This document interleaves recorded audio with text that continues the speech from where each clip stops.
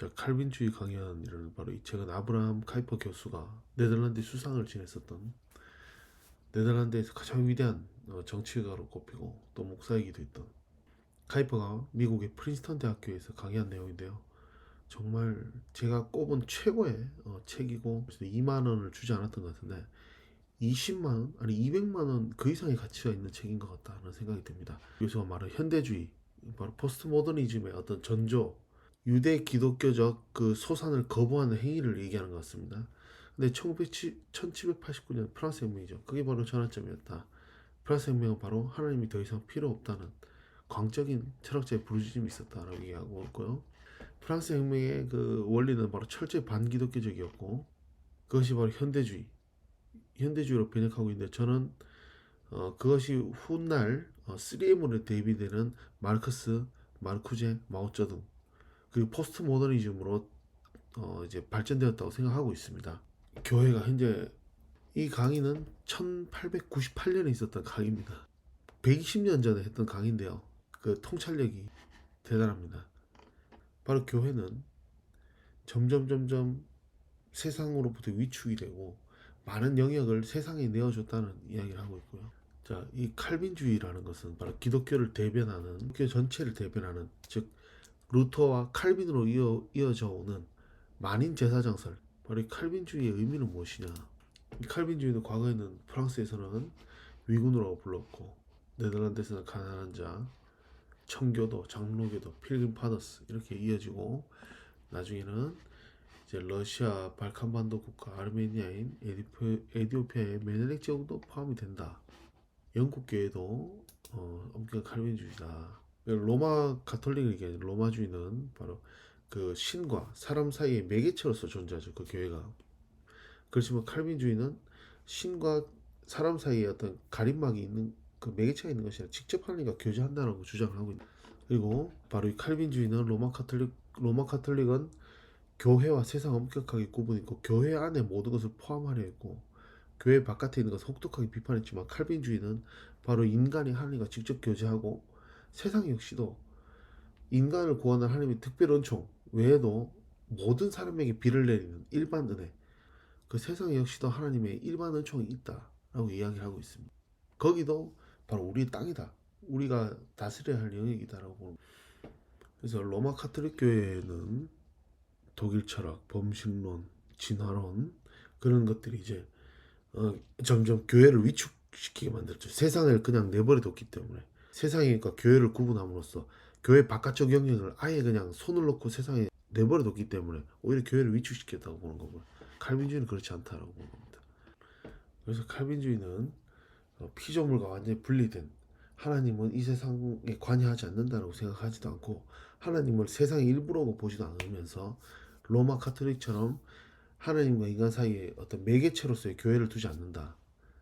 그리고 하나님은 피조물과 직접 교제를 맺으신다. 이렇게 얘기하고 있습니다.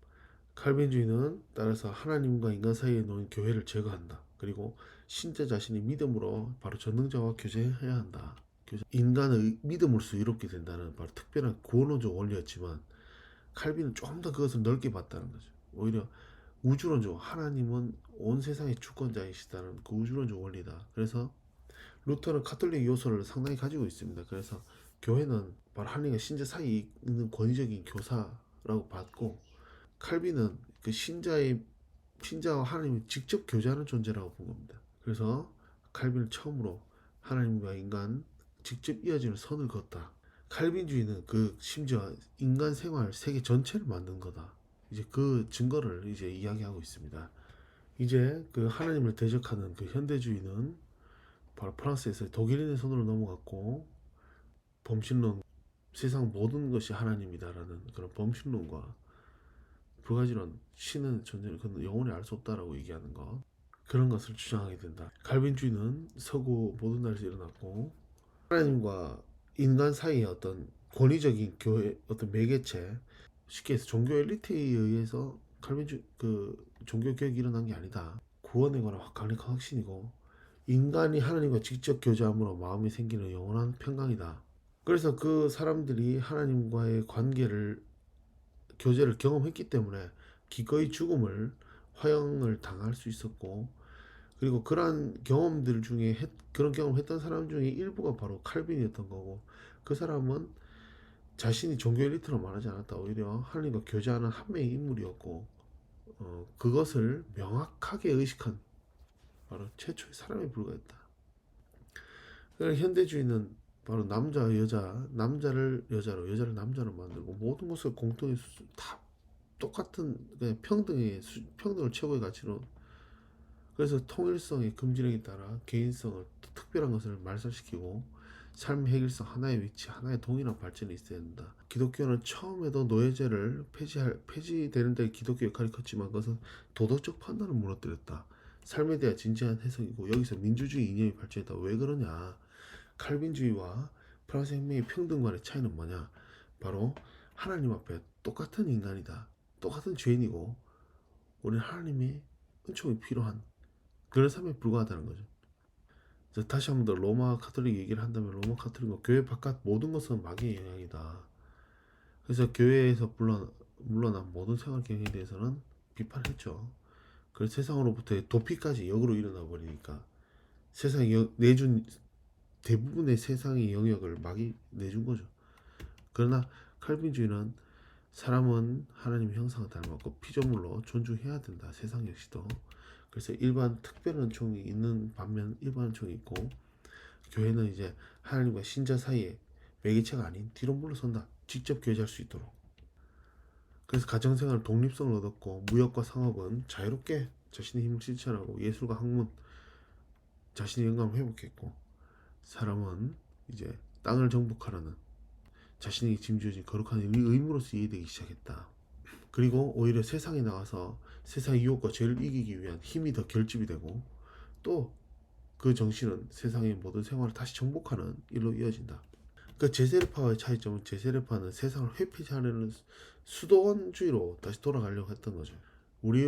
그래서 칼빈주의는 우리와 하나님의 관계는 직접 관계를 맺는다. 하나님과 직접 관계를 맺을 수 있다.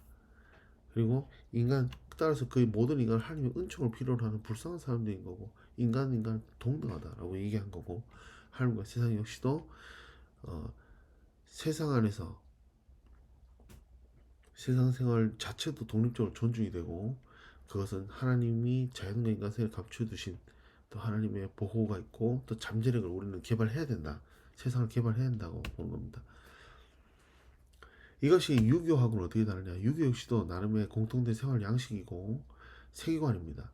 그렇지만 그것은 고립된 호수 수준이었다. 인도의 발전 역시도, 그리고 몬테주마와 잉카 역시도 마찬가지다. 왜 그러냐? 기독교는 다르다. 그런데 이것이 왜 그러냐면은 정말 중요한 것은 뭐냐면은 바벨론, 나일강, 그리스, 로마, 즉 제국이라는 그 제도에 바로 편승을 했느냐 아니느냐라는 겁니다. 기독교 역시도 바로 기독교 인류의 핵심적 발전에 등장한 최고의 힘은 바로 칼빈주의 기독교인데, 이것은 바로 바벨론, 이집트, 그리스, 로마, 그 다음에 유럽, 그 다음에 이제 북유럽, 서유럽 이렇게 계속 이어진다. 이것은 바로 아브라함에 의한 것이 아니라 바로 제국이라는 제국에 의해서 이루어진다. 왜냐? 바벨론, 이집트 문명, 그리스, 로마 문명, 이슬람 문명, 로마 문명은 바로 이제 바벨론, 샌프란시스코로 달린다. 단일 종족의 형상이 아니다. 혼혈이 필요하다. 칼빈주의가 가장 폭넓게 융성한다는 온갖 방식으로 통일한 종족 교류를 보여. 실제로 단일 민족이라는 것은 허상이라고 저는 그렇게 알고 있습니다. 역시 카이퍼 박사씨 얘기하는 게 허상입니다. 다 피가 섞였습니다. 모든 민족은. 우리나라 시도 단일 민족이 아니죠. 그런데 이것은 미국에서 극에 달하고 로마의 통치하보다 훨씬 강력한 민족 간 교류가 일어난다는 거죠. 미국에서 가장 높이 실현됐고, 이슬람교에서는 오히려 적극적으로 더 혼혈을 추진했었고, 미국에서는 모든 나라보다 더욱더 강력한 교류가 일어나고 있다. 그리고 그 하드웨어적인 측면이 그렇다면 소프트웨어적인 측면은 바로 결국에는 과거의 모든 제국들은 소수의 엘리트들이 지배했지만 인류의 진보적 발전이 일어나는 미국을 예를 들면 서유럽을 예를 들면 바로 백성이 각성이 된다. 거기에는 바로 기독교가 결정적인 역할을 하게 된다는 거죠. 칼빈주의는 백성과 더불어 일어났다. 벨기에, 네덜란드, 스코틀랜드, 미국에서는 바로 그 수시로 추진을 창출했고 16세기 칼빈주의 스타, 즉 칼빈이 등장하지 않았다면 스페인과 네덜란드 전쟁에서 네덜란드가 졌을 거다. 그렇게 되면은 미데르 역시도 스페인의 종족이 될 거다. 그리고 여기서 스페인의 권력이 유럽을 다 뒤덮었을 거다. 그러면은 인류의 발전이 일어나지 않았을 거다. 그리고 인류의 발전은 16세기 영국에 의해서 라고 부인할 수 없다는 거죠. 자, 세계사에 나타난 이런 반전들은 인간의 마음의 다른 원리, 즉 칼빈주의가 아니고서는 인간 지성의 다른 사상 체계를 드러내 보이는 일이 아니고서는 일어날 수가 없다. 칼빈주의는 바로 헌법상의 시민과, 왜냐? 인간은 동등한 존재다. 하나님 앞에 우리에게 보장해 줬다는 거죠. 또한 남아공 역시도 칼빈주의가 아니었다면 일어날 수 없었다. 아직도 이것은 그 활력을 근원에 갖고 있다. 칼빈주의는 열방의 미래를 위한 놀라운 능력의 여진을 갖고 있다. 미국의 칼이 중요하다라는 내용을 1898년 프린스턴 대학교에서 했던 내용의 첫 번째 강의를 요약을 해봤습니다.